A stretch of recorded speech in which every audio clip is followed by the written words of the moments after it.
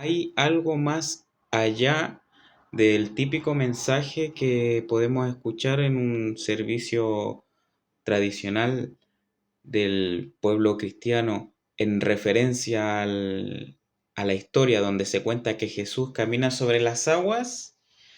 Este tema yo creo que es súper profundo y hay harto de lo que se debe aclarar, de lo que se debe hablar, que muchas veces no se da porque, bueno, porque la parte de ese conocimiento está desechado por el pueblo cristiano en cuanto a que se categoriza incluso como algo satánico, como lo dicen ellos o así se les categoriza.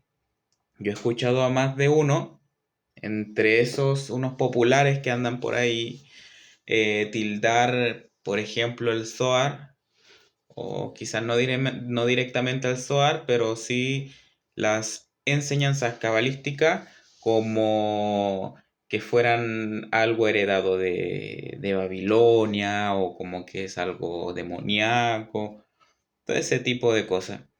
Y bueno, se pierden gran parte del conocimiento y del provecho que se le pueden sacar a a estos escritos sagrados, de los cuales hay incluso cristianos y judíos mesiánicos que aprueban el estudio de tales escrituras. ¿Sí? Por ejemplo, eh, quería mencionar un nombre, pero no sé si sea lo más... no sé si sea lo mejor. De todas maneras lo voy a hacer. Es Steven Arik, que es un judío cristiano. Él, en la entrevista que tuvo con Johanan de Punto Breslev, ahí él dijo que ha entrado a estudios ya un poco más de carácter cabalístico al leer el Zohar, y eso está súper bien, porque aquí mucho pasa de que si alguien que no figure como una autoridad dentro de este mundo religioso, todos tienen miedo de acercarse y les repele este tipo de conocimiento. Jesús o Yeshua, como a ustedes les guste, yo no tengo problema con los nombres, como ustedes quieran decirle, a mí me parece bien. Yo en lo personal prefiero decirle como él se llamaba, pero para que nos entendamos, yo voy a ocupar lo más tradicional eh, que se usa para poder hablar de estos temas. De hecho, también trato de la mayoría de las exposiciones mías propias, exponer incluso con la muy cuestionada Reina Valera. Yo sé que hay muchos a los que no les agrada, pero, pero bueno, es lo que tenemos para poder exponerle al cristiano de a pie, al público de a pie, al mesiánico de a pie, porque no todos pueden acceder al conocimiento de la escritura en su idioma original, y si nos ponemos a hablar en otros idiomas o nos ponemos a ocupar más términos de lo que sería justo, términos, términos hebreos, van a terminar sin entender nada. Entonces mejor, como decía Pablo, hablar tres palabras simples para que me puedan entender. Em, bueno, este tema de Jesús caminando sobre las aguas, para ir entrando un poco más de lleno al tema, uf, el tema de las aguas es algo que siempre se empieza a dejar de lado. ¿Por qué motivo? Porque por lo regular sucede lo siguiente. Miren, voy a ver si puedo escribir acá. Así puedo, mejor el lápiz. Ya, entonces el tema de las aguas se deja de lado por estar siempre hablando de que,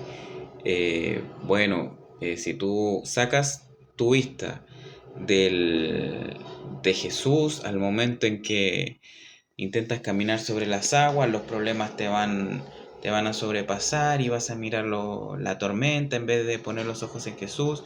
Y ese es el mensaje más tradicional. Eso es lo que eso es lo que se habla, eso es lo que se predica y de que hay que poner los ojos en Jesús para no hundirse en las aguas.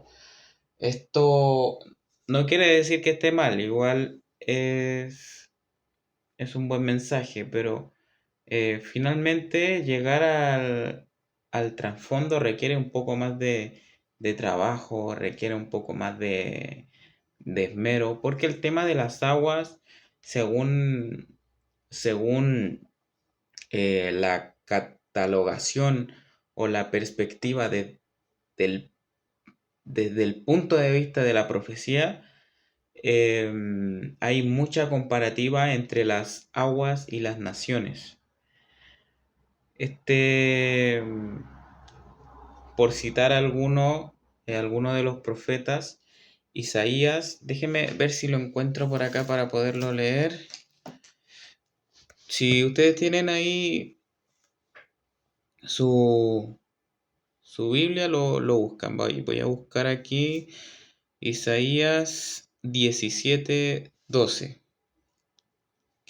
Voy a buscar Isaías 17:12, como para que podamos familiarizarnos un poco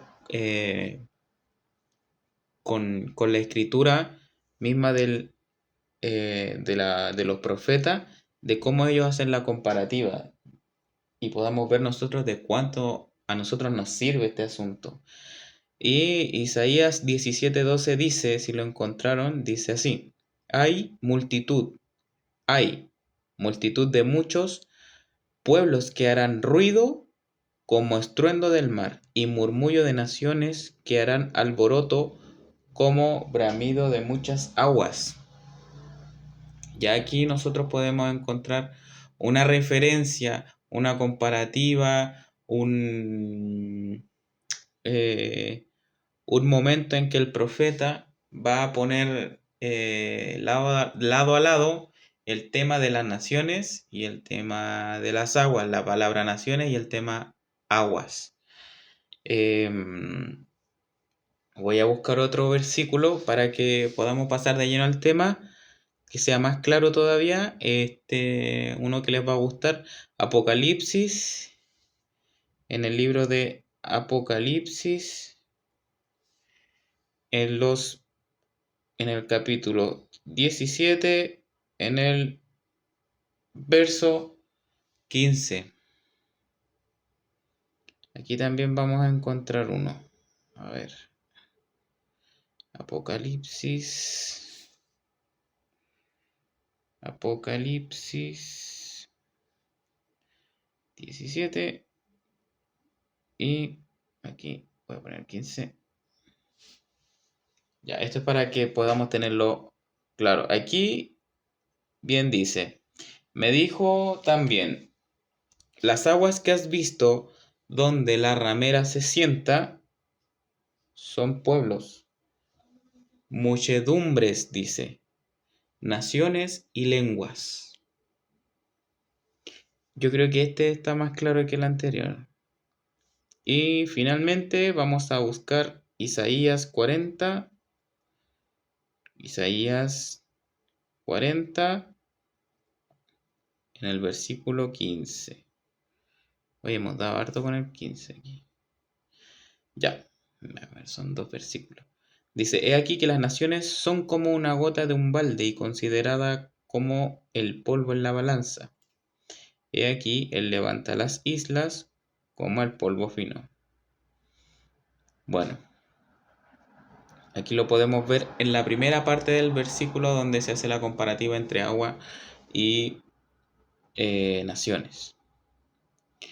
Como les decía, este tema de pronto lo empiezan a dejar de lado por empezar a romantizar el tema de Jesús y caminar sobre las aguas para que puedas caminar sobre tus problemas. Les voy a dar el primer dato aquí. Aguas en hebreo es maim, ¿sí? Esta es una palabra que se comienza a escribir con esta letra. La voy a dibujar aquí en el teléfono. A ver si me sale bonita. Es así, así y así. Esa letra se llama mem, que sería un equivalente a la letra M del español, ¿sí? Ahora, esta letra mem tiene un valor numérico que es de 40, ¿ya? ¿Qué quiere decir eso? Quiere decir que esta letra nos va a conectar con diferentes pasajes de la escritura, con diferentes momentos donde nos vamos a identificar con diferentes situaciones donde o el pueblo completo o un individuo particular está tomado de la mano de este número. ¿Qué número? El 40. Bien. La letra mem, como dato, para los que no conocen nada del hebreo, tiene la característica de que tiene un sofit. ¿Qué quiere decir eso? Que tiene una forma final. Como es en el español, cuando ustedes parten a escribir una oración, ustedes parten, por ejemplo, con una letra en mayúscula, ¿cierto? A. Y luego siguen escribiendo en minúscula, ¿verdad? Ya, en el hebreo no existe las letras con mayúsculas, ¿sí? Lo que sí tiene el hebreo es que al final de alguna oración, la letra se transforma de, por ejemplo, la letra mem, que para partir la frase sería de esta manera, y para culminar sería de esa manera. ¿Ya?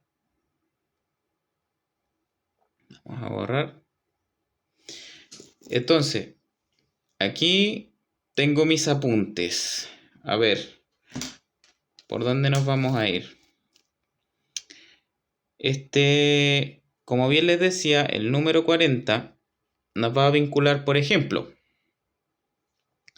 con Israel come maná del cielo por ¿cuántos años?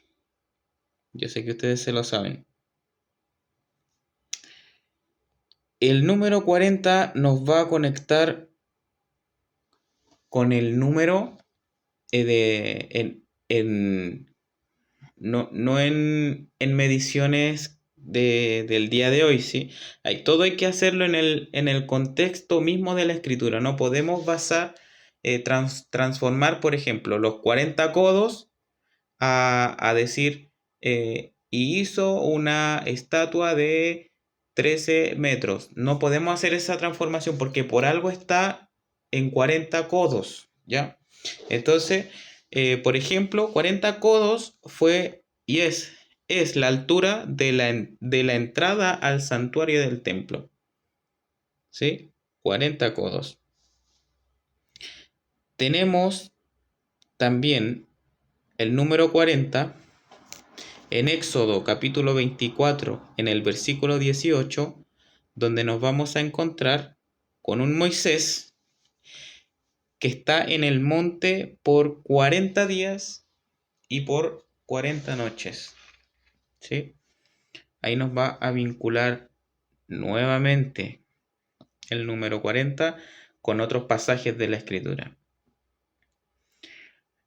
Luego vamos a encontrar que nos va a vincular el número 40 con las 40 bases de plata del, como se le conoce, tabernáculo, ¿sí? ¿Dónde más podemos encontrar el número 40? Lo podemos encontrar un poco antes de el Éxodo. Y eso está en el libro de Génesis, cuando tenemos el gran diluvio, donde cae el agua por 40 días y 40 noches. ¿Sí? Luego, en el Génesis, voy a poner aquí, para que lo busquen. En el Génesis, en el capítulo 8, Génesis capítulo 8, en el versículo 6, te vas a topar con la historia y la continuación de Noé, que dice que se narra que después de 40 días fue que Noé abrió la ventana del arca y envió un cuervo. ¿Sí? Habían pasado 40 días. Luego tenemos otro episodio que nos vuelve a conectar con la escritura. Ya vamos a irnos a Jesús, que es nuestro gran tema a tratar en este mensaje, no sé cómo ustedes lo quieran llamar. En Deuteronomio 8, en el capítulo 2, vamos a encontrar que 40 años para probarte, dice, para saber lo que había en tu corazón. Eso es muy interesante de notarlo, quiero compartirlo con ustedes porque esa palabra que está ahí, ese saber, cuando dice para saber lo que había en tu corazón, no quiere decir en ninguna manera que, no sé, que Dios no sabía eh, qué es lo que había en el corazón de su pueblo, para nada. Pero esta palabra, eh, a diferencia del castellano, y hará, que así es como se dice, así es la palabra que está escrita ahí, esa palabra quiere, quiere transmitir la idea de que yo quiero conocer algo al verlo. ¿Se entiende? Es que no es que yo no lo sepa, es que yo quiero verte haciendo eso. ¿Me entiendes? Quiero conocerlo al verlo. ¿Sí? De eso se trata esa palabra, conocer o asegurar al ver. Entonces, ese datito creo que nos va a servir un poco cuando veamos por ahí que en la escritura que Dios hace algo para saber que esa palabra nos quiere transmitir esa idea de que Él lo quiere conocer al ver, al que tú hagas algo. Y ahora tenemos a Jesús, a Yeshua, en el Evangelio de Marcos. Vas a encontrarlo, vamos a leerlo en el capítulo 1, lo voy a poner aquí, tengo un teléfono aparte para ir buscando los capítulos. Ya, a ver, Marcos 1, versículo 13. Aquí lo tengo. Y dice, y estuvo en el desierto 40 días, siendo tentado por Satanás, y estaba entre las fieras, y los ángeles le servían. Ahí también nos vamos a conectar con el número 40, que está vinculado con la letra Mem. Vamos a dibujarla nuevamente con la letra Mem. Esta letra Mem, como otro dato, para que lo tengan presente, en el hebreo paleográfico, que viene antes de este hebreo moderno, que si no me equivoco, este hebreo moderno viene empleándose como unos 500 o 400 años antes de Jesús. O sea, que Jesús conocía este hebreo, que le llaman hebreo moderno. ¿sí? Porque hay algunos detractores de este hebreo como si Jesús nunca lo hubiese conocido. Y en el paleo hebreo se dibujaba de esta manera. ¿Por qué? Porque obviamente simbolizaba el agua. Vamos a borrarla. Entonces, bueno, este, para añadirle un poco más de vida y de riqueza a esta letra, vamos a señalar unos puntos. Me voy a subir. Punto 1. La letra Mem, ¿cierto? Obviamente está asociada con el agua. La letra Mem también está asociada con lo siguiente. La sangre. Espero que no me vaya a bloquear YouTube por esto. Tenemos una asociación con el caos, ¿sí? Y también la van a encontrar con esto.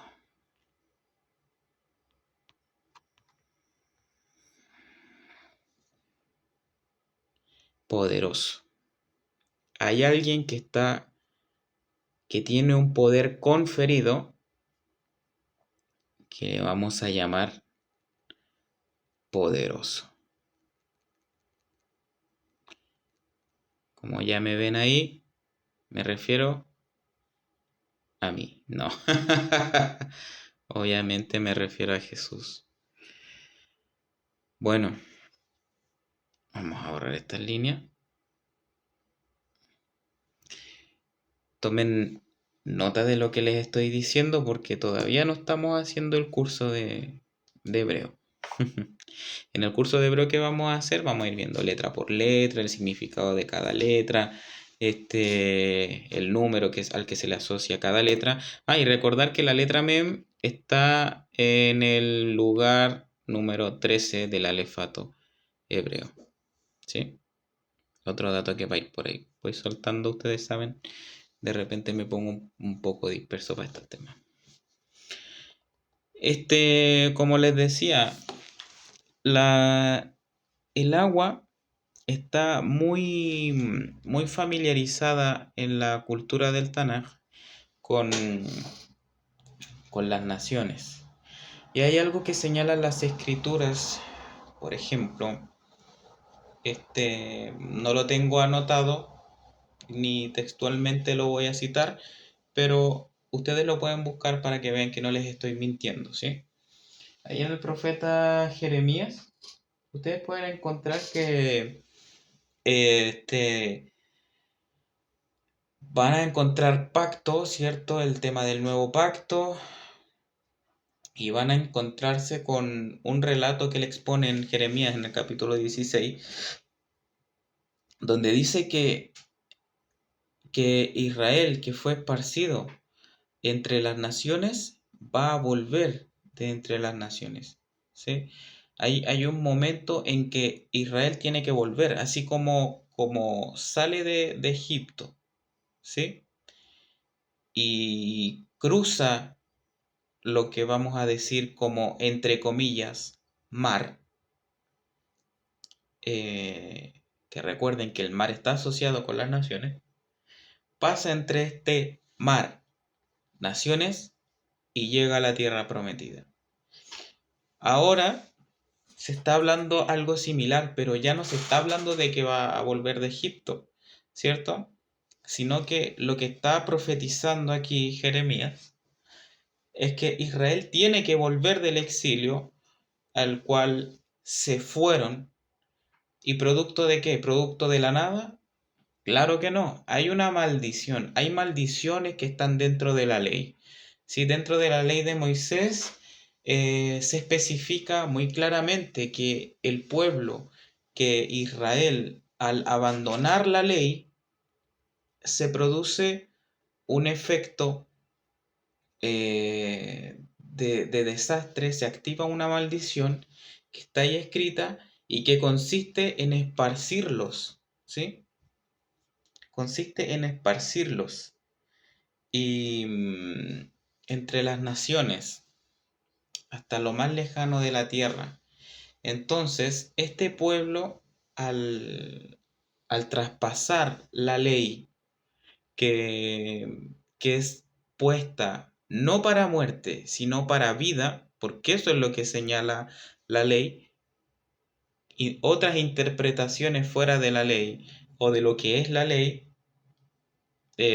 no me meto ahí. Yo no les estoy hablando de interpretaciones, les estoy hablando de textualmente lo que dice la ley de sí. Pues esta ley está puesta para que tú vivas por ella, ¿cierto? Y bien dice, escoge pues la vida. Que a todo esto, vida en hebreo se dice de esta manera,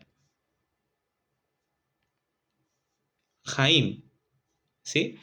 Y esta palabra, vidas, porque tiene esta conjunción, esto la hace ser plural. Es decir, que yo cuando leo Jaim en la escritura, en el idioma original en el que esto fue escrito, en el idioma de la revelación, yo lo voy a leer de esta manera. Por ejemplo, escoge pues, digamos solamente, la vida, yo lo voy a leer de esta manera. Escoge pues la vidas. Interesante, ¿eh? Esto de vidas, no hay una palabra en hebreo que, que me hable a mí y me transmita a mí la idea de vida en singular. O sea, yo, para que lo tengan claro, yo puedo encontrar la palabra Jaime en la escritura, ¿cierto? Que como yo les decía, esta palabra es un plural, ¿sí? Pero no puedes encontrar esta misma palabra, voy a borrarla, en singular. Y si la encuentras, vas a encontrarla de esta manera, solamente Jai. ¿Sí? Y a ver, lo voy a escribir aquí. Esta palabra es, ¿cómo se dice? A ver si no lo escribo mal. Imperativa, así. Ya. Esta palabra es imperativa. ¿Qué quiere decir esto? Que esto es una orden. Es como, por ejemplo, que tú estés en una batalla y yo esté contigo peleando contra un enemigo en común y que yo te diga, amigo, Jai, vive, vive, tú vive. O sea, no quiero que mueras, vive. Eso es lo que quiere transmitir. No hay una palabra de vida en singular. Y así como esta palabra, como la historia de la rana en la Torá, donde viene la rana sobre Egipto, esa plaga que lo dicen, lo cuentan como plaga de ranas, así como tal no es, porque se habla de una rana, ¿sí? Como si fuera una super mega rana que cae sobre Egipto. Esos son detalles que en la escritura siempre se van a ir quedando escondidos cuando nosotros nos enfocamos en una lectura superficial. ¿Y a qué me refiero con una lectura superficial? De que no nos interesa ir más allá de lo que tenemos en nuestras manos, sino que nos quedamos en la comodidad de leer en el español el idioma con el que nosotros, por lo menos de este lado del mundo, nacemos y nos criamos. Creo que debemos tener todos la iniciativa de querer acercarnos, ¿sí? De que si tú quieres, mira, te lo voy a poner de esta manera.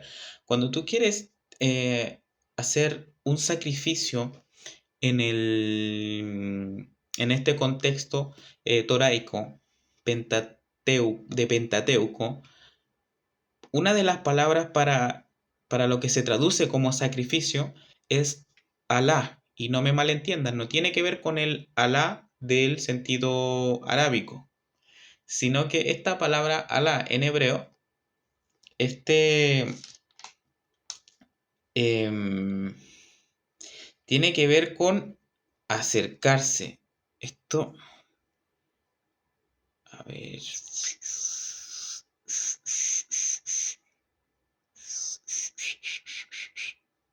Ahí. A ver. Esta palabra tiene que ver con acercarse. No lo escribí nada de bien. Es que necesito un lápiz para esto.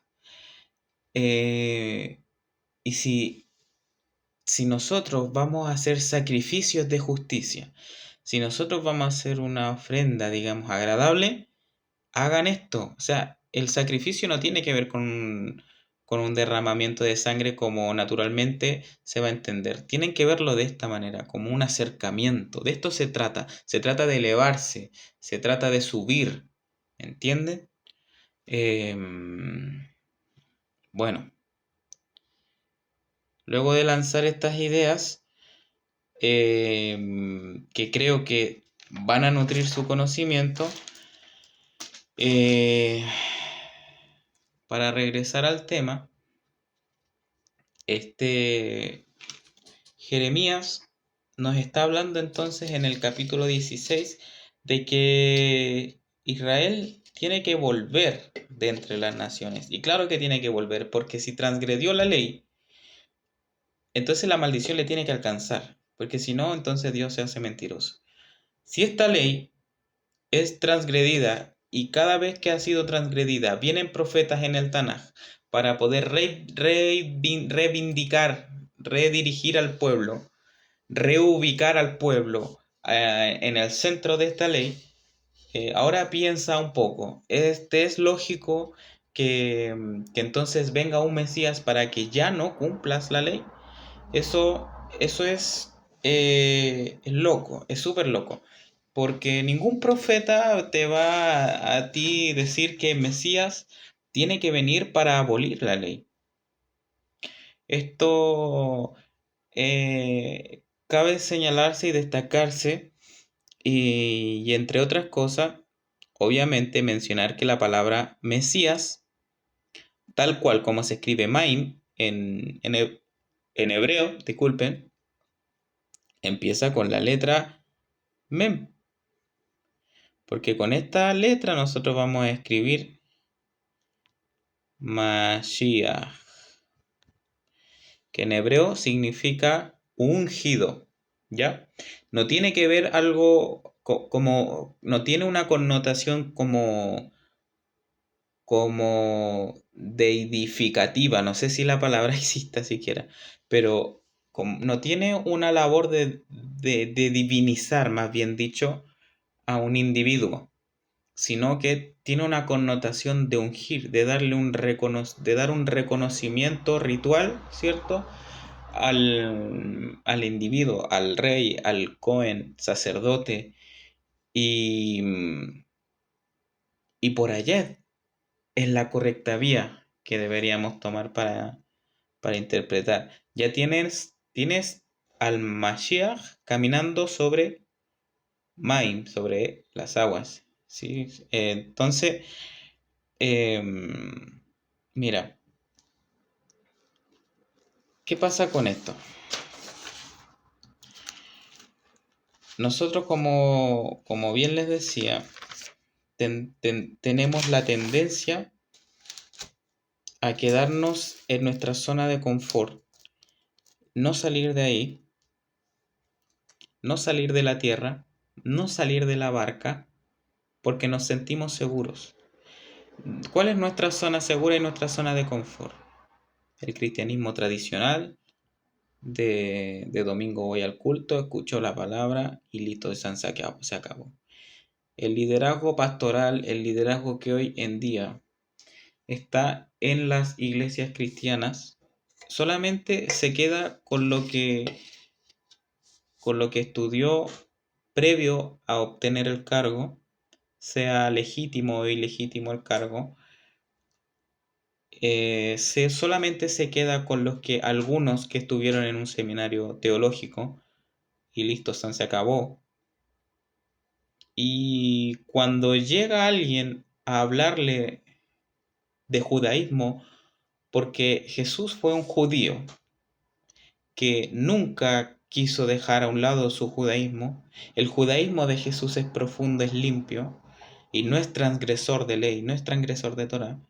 Cuando uno se acerca y los quiere sacar de su zona de confort, cuando yo te quiero sacar de la barca o sacar de la tierra, les produce un recelo, les produce miedo, les produce incertidumbre. ¿Por qué? Porque ustedes no quieren caminar más allá. El cristianismo tradicional no quiere entrar en esta área donde hay maim, donde hay agua, porque hay poca emuna, hay poca fidelidad. ¿Sí? Y entiéndase por fe lo que en su estricto rigor hebraico, si lo puedo decir de esa manera, es. Si emuná nos dirige a nosotros y nos trata de transmitir a nosotros un sentido de fidelidad, un sentido de obediencia al mandamiento, podemos salirnos de ese sesgo cognitivo, que no quiero decir que esté mal, pero se nos pone como por chip en la cabeza de que la fe es solamente algo como para mover montañas, o que la fe solamente significa una convicción de lo que no se ve o una certeza de lo que se espera. Siendo que la fe va mucho más allá. Como ya he dicho en otros videos, la emuná es algo que incluso se aplica para hablar de que Dios es fiel a su pacto. Él tiene emuná. ¿Dios tiene fe? Claro que tiene fe, pero en el sentido hebraico, Él tiene emuná porque es fiel. Él es fiel a su pacto, Él es fiel a sus palabras. No quiere decir, cuando la Escritura señala que Él es fiel a sí mismo. Él no es fiel a que a ti te va a, no sé, a solventar en tus estupideces, a solventar en tus caprichos, o que Él es fiel para cualquier otra cosa. O sea, digamos, si tú te portas bien, Él es fiel para bendecirte. Si tú te portas mal, Él es fiel para castigarte. No es, no es un fiel que está arraigado a tus propias condiciones. Entonces, continuando con el mismo tema, esta fidelidad está extendida como invitación de parte de Jesús, de Yeshua, cuando le dice a Pedro: hombre de poca fe, ¿por qué dudaste? ¿Se entiende? No, porque él estaba en una barca, ¿verdad? Pedro estaba en su barca, y por la poca fe, por la poca fidelidad a esa palabra, a alguien que te está sacando de tu zona de confort y te invita a caminar sobre las aguas, sobre un caos, sobre algo inestable, ¿cierto? Porque ya dijimos que la meme está asociada al caos, como es el agua, sobre todo en ese momento y contexto de Jesús caminando sobre las aguas, con un viento impetuoso. Esto, eso es lo que provoca. Ahora hay un paso, hay alguien que se lanza, hay alguien que se baja de la barca y otros que no. Los que se bajan tienen la oportunidad de experimentar qué cosa, el que yo estoy caminando sobre un sector inestable que tal vez yo no conozco, y aunque me esté hundiendo, entre que empiezo a dudar de que tal vez lo que creí no era lo más legítimo, tal vez tenía atisbos, tal vez tenía destellos de verdades no absolutas, pero luego, cuando veo que me estoy hundiendo, hay alguien que sostiene mi mano. Y ese es el que me invitó a mí.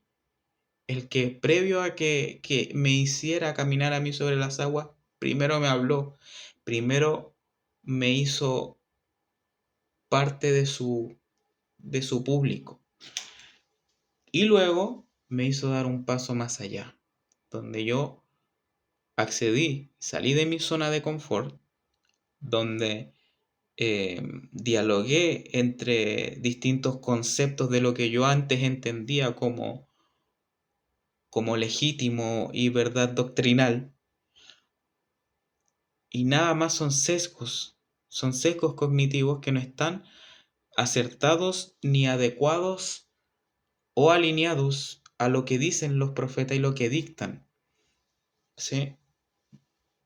Porque entiéndase que Mesías no puede eh, transgredir a los profetas o hacer algo que no estaba antes dicho, porque entonces no tiene sentido que profetas anunciaran y dieran destellos de lo que sería Mesías para que luego no sea nada de lo que ellos habían anunciado. Es una estupidez, un nivel absurdo enorme.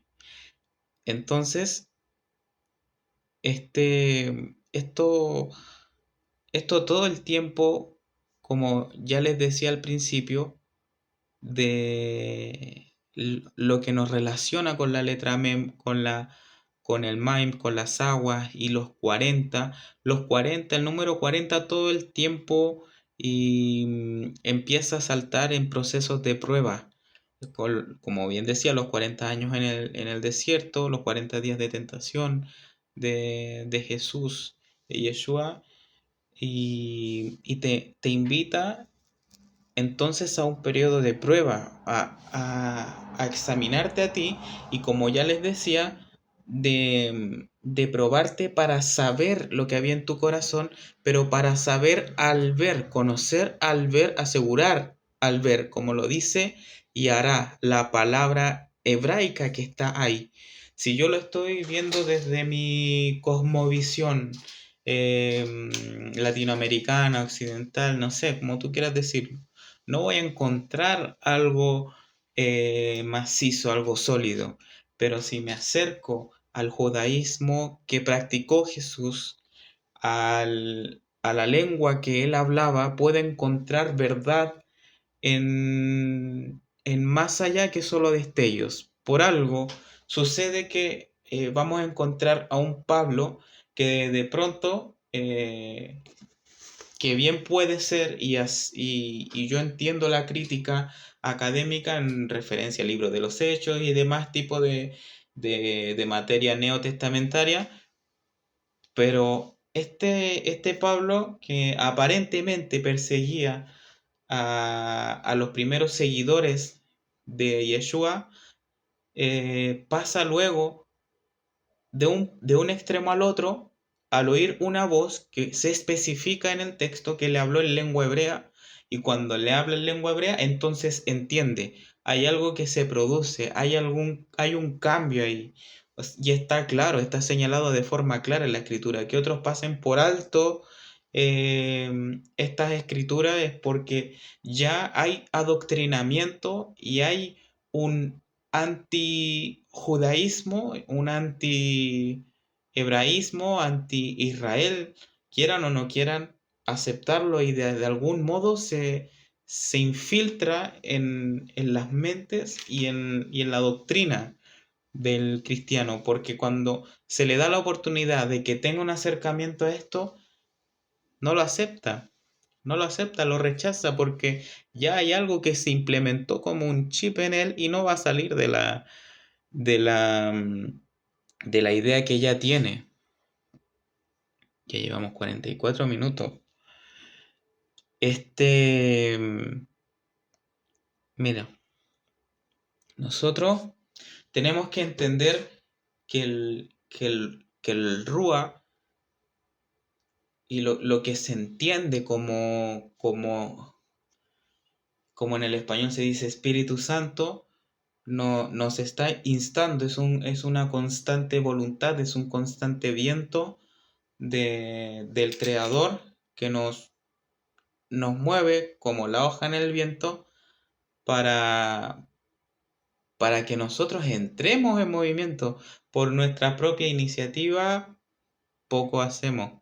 Yo insisto en decir que el Rúa es el que puede moverte y trasladarte, de tener esa, esa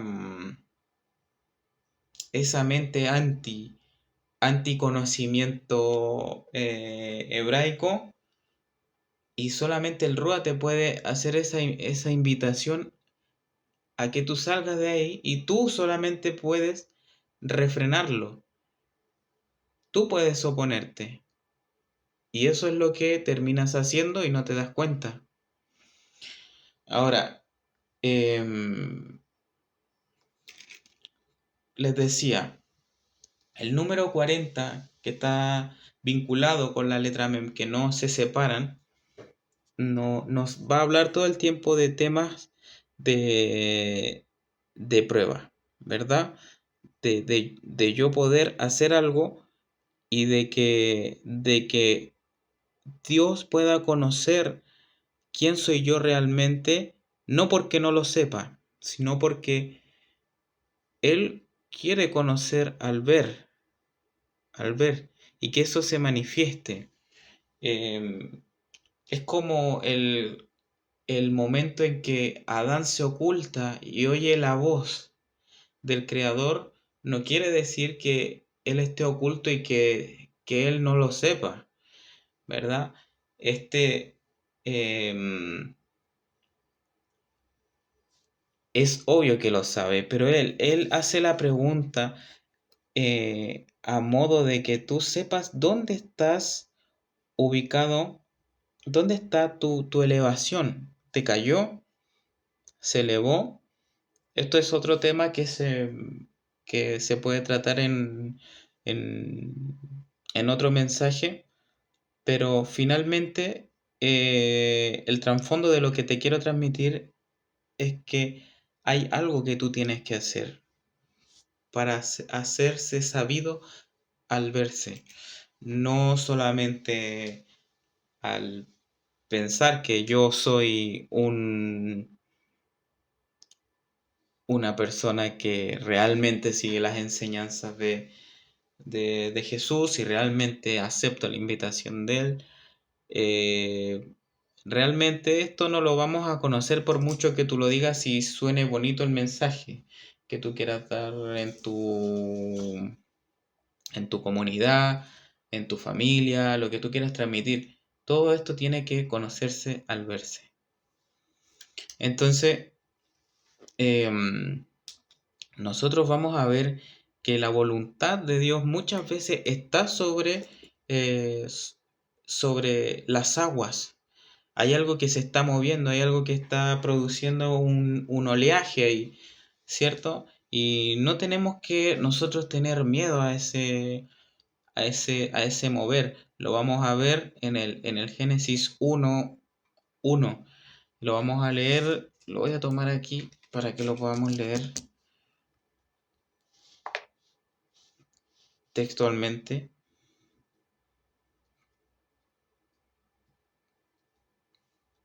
Y diría más o menos así.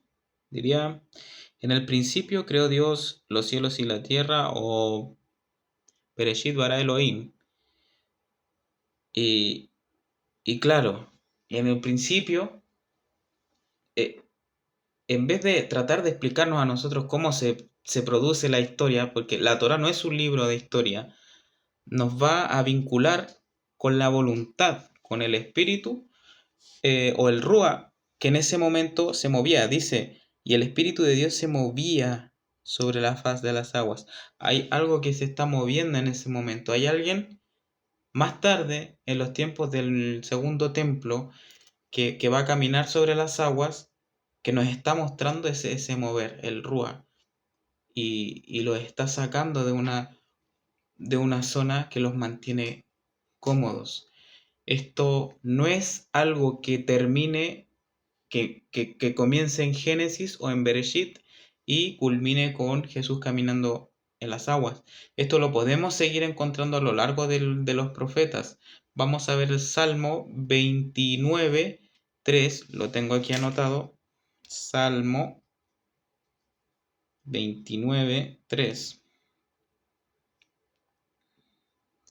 que dice así. Dice, voz de Dios sobre las aguas. La voz de Dios desprende, digamos, lo voy a poner de esta manera, ¿sí? Desprende fonemas que esos fonemas, esos sonidos vocálicos están siendo manipulados por la voluntad de Dios. Por eso está sonando de la manera que Él quiere. Así como yo quiero transmitir la palabra sofismo, por ejemplo. La palabra sale porque es mi voluntad que salga. Si mi palabra se explaya, si mi palabra sale es porque es mi voluntad, porque yo quise que así fuera. Y dice que truena, dice sobre las aguas, truena, dice en la versión Reina Valera, el Dios de gloria, Dios sobre las muchas aguas. ¿Sí? Vamos a ver el Salmo 77. Salmo 77. Y nos vamos a ir a leer el versículo 13, que dice de esta manera, oh Dios, dice, santo es tu camino. ¿Qué Dios es grande como nuestro Dios? Y ahora, antes de continuar, ¿cuál es el camino de Dios? ¿Dejó algo ya... Eh, ¿Dejó algún tipo de GPS, algún trazo para seguir? Claro que sí. Y leamos luego del 13, saltemos directamente al versículo 19 del mismo capítulo. Dice, en el mar fue tu camino, y tus sendas en las muchas aguas, y tus pisadas no fueron conocidas. Y claro que no fueron conocidas y no son conocidas aún por muchos, porque es lo que estoy tratando de decir. Si el mar fue tu camino, si el mar fue el camino de él, es un lugar donde todo es inestable, es un lugar eh, donde el terreno no se mantiene sólido, ¿sí? Necesitas algo más para caminar ahí, necesitas algo más como partir de que de ti mismo nazca el querer bajar de la barca, ¿cierto? Entonces, em, ya hemos visto en el Génesis, en el Salmo 29, en el Salmo 77, en los versículos 13 y 19, que hay una voz que se habla de un camino que va eh, cruzando, ¿cierto? Que se va trazando y no por tierra sólida, se va trazando sobre las aguas. Hay todo un trasfondo místico detrás de lo que nos transmite el mensaje de la historia de Jesús caminando sobre las aguas y extendiendo la invitación a Pedro a hacerlo. De hecho, el mar de Galilea, si tú te pones a buscar más o menos las mediciones y a tratar de dilucidar más o menos cuánto caminó, Jesús, si ya ellos habían partido en la barca y él empezó a caminar sobre las aguas, ya debió haber llevado como 5 kilómetros caminando, más o menos. Si el mar de Galilea de longitud tiene 21 kilómetros y de ancho son 12 kilómetros, ponte a pensar más o menos hasta dónde había llegado. O sea, no es como que haya caminado un poco en la orilla y un poco más allá donde están las vallas que tú ves en, por ejemplo, en las playas. Está mucho más adentro. Y, y esos datos, esos pensamientos, de pronto nos surgen, no fructifican dentro del seguidor o del discípulo del rabino Jesús. Esto se pierde. ¿Y por qué se pierde? Porque se centran en romantizar el texto, en ponerlo como una historia milagrosa donde alguien caminó sobre las aguas, que es algo imposible, ¿cierto? Y listo, ahí se queda. Em, Vamos a ver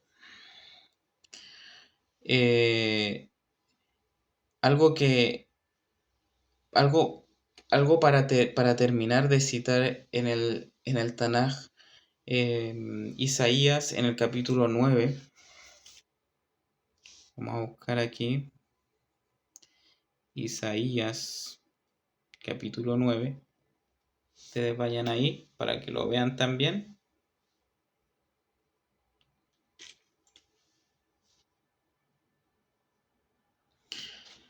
Hay una, hay una, mira, hay una capot, hay una gloria, hay lo que ahora muy está de moda usar, para el cristiano, usar la palabra Shekinah, o Chequiná, como le conocen en otras formas donde yo he escuchado que lo dicen. Este, hay una Chequiná, hay una gloria en las aguas. Lo hay.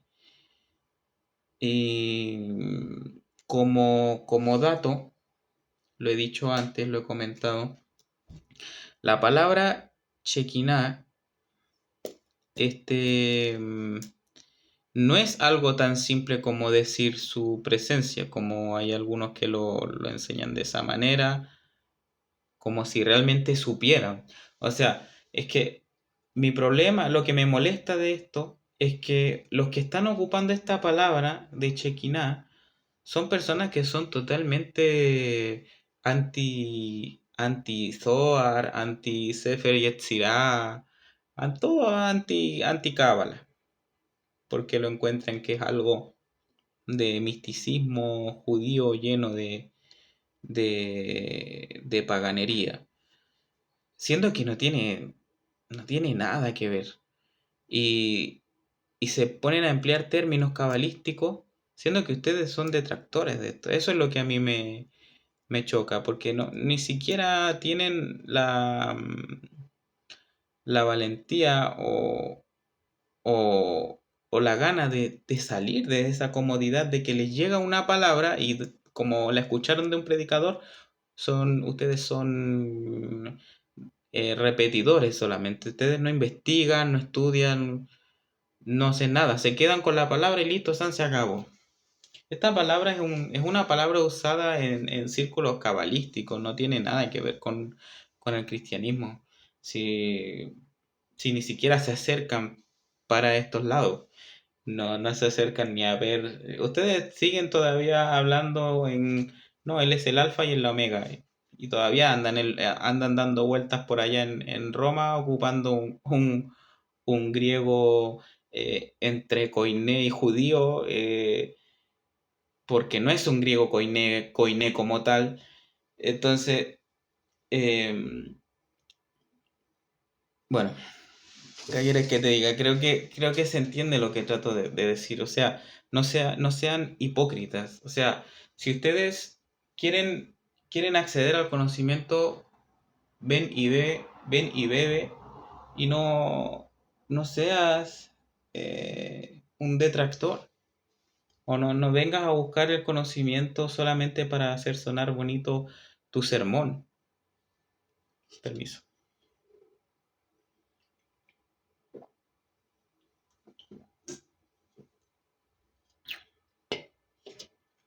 Según mi perspectiva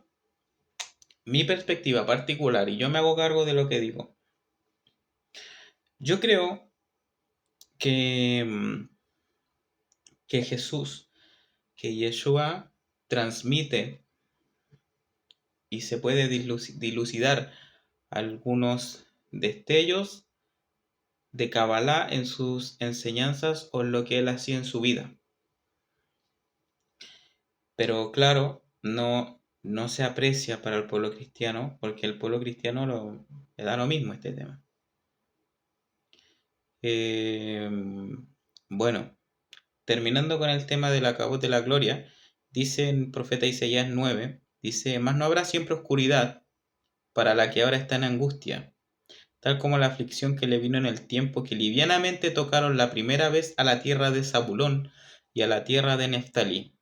Pues dice, mira, pues al fin llenará de gloria el camino del mar. Y mira lo que dice acá, de aquel lado del Jordán, en Galilea de los gentiles. El pueblo que andaba en tinieblas vio gran luz.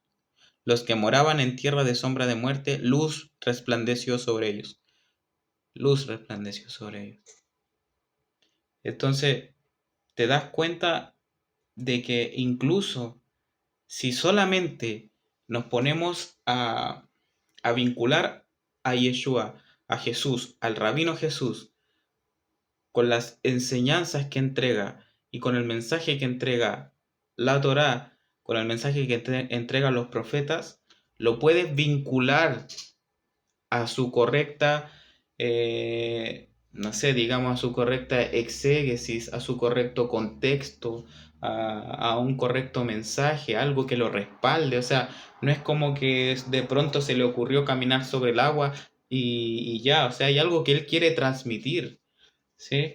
No es tan simple como un milagro por poner uno más.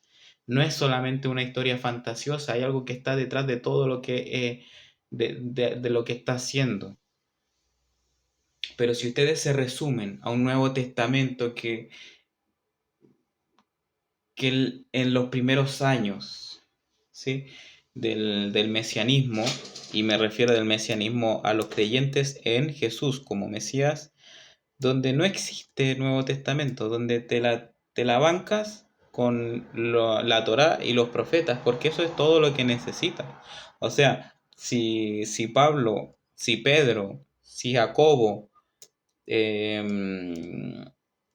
se meten a dialogar entre ellos, a transmitir interpretaciones de los profetas y enseñanzas de ellos, es porque la comunidad lo necesitaba, porque necesitaban claridad sobre el asunto, pero no con la idea de formar un canon. En ningún momento tuvieron la idea de reemplazar sus escritos de autoridad para ponerse ellos como la nueva supremacía escritural. No hay intención para nada. O sea, eh, por eso insisto, no, no puedo aceptar ni concebir la idea de que Jesús o sus discípulos quisieran desvincularse del judaísmo. Si esto es algo que se adoptó más tarde por personas que fuera del conocimiento hebraico y judío, costumbres de las cosas, interpretan a otras diferentes, eso es otra historia. Eh, y como les decía, desvincular a Jesús de su tierra, de su natalidad, es quitarle un gran porcentaje de su identidad.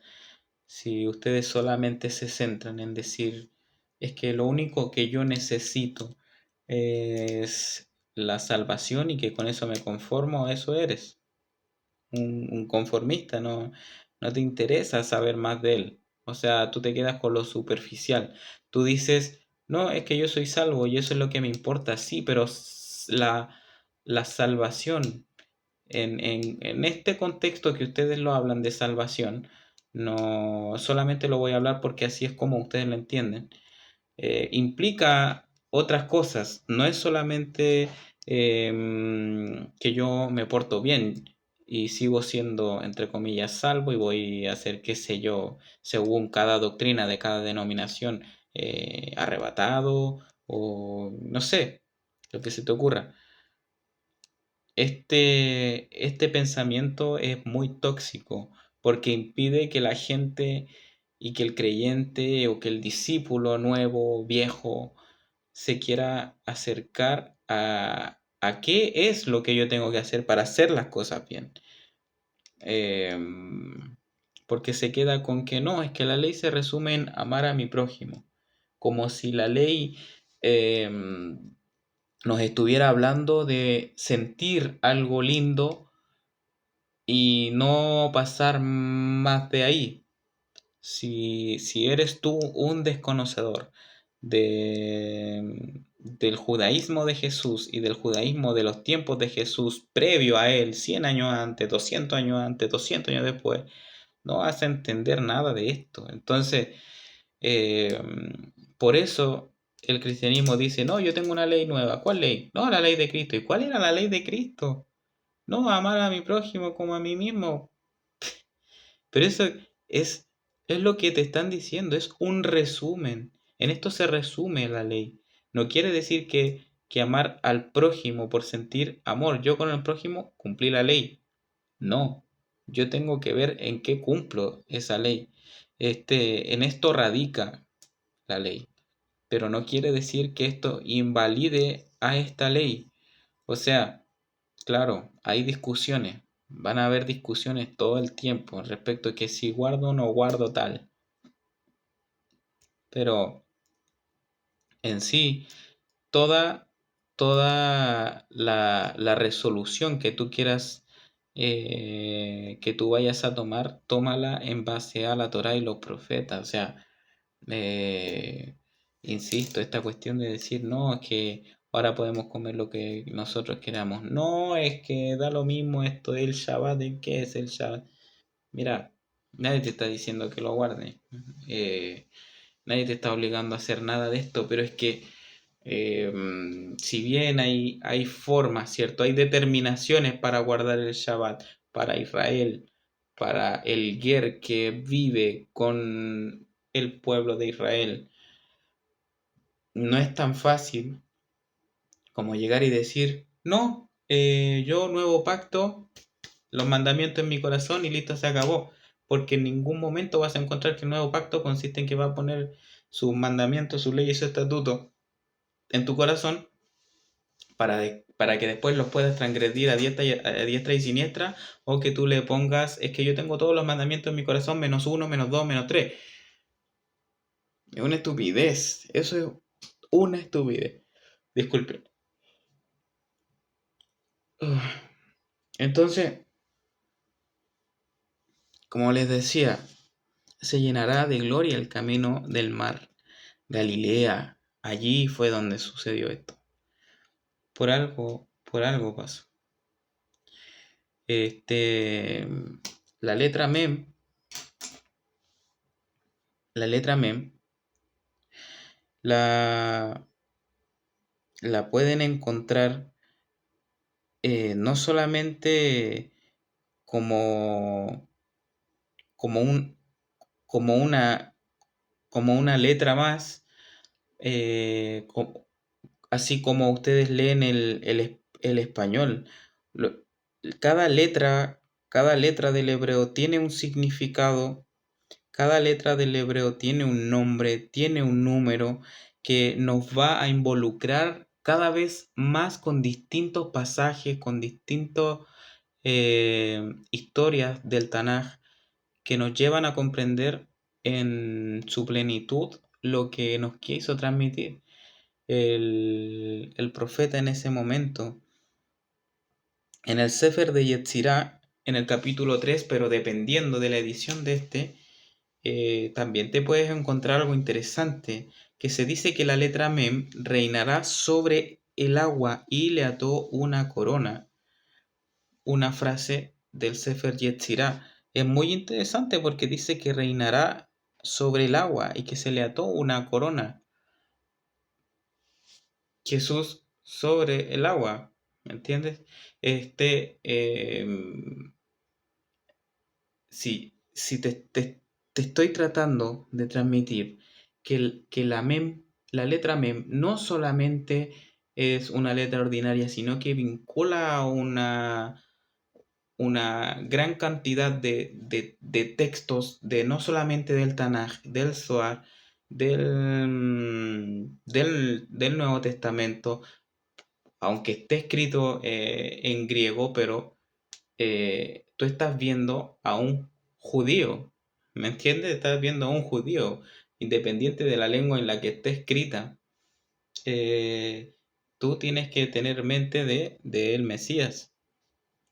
Igual, no sé si esto que será muy asertivo a lo que estoy diciendo y coherente con el mismo hilo argumentativo, pero ves cómo Mashiach va mucho mejor vinculado, Mashiach, Mesías, con la labor de Jesús que con la palabra Cristo, porque ya le quitas su identidad a esta palabra con la que fue categorizado Jesús en su tiempo, le das otra connotación Cristo que aquí te pierdes, porque ¿con qué letra lo vamos a identificar? Si tú tomas la letra griega, no la puedes identificar con los profetas, no hay nada, te quedas vacío.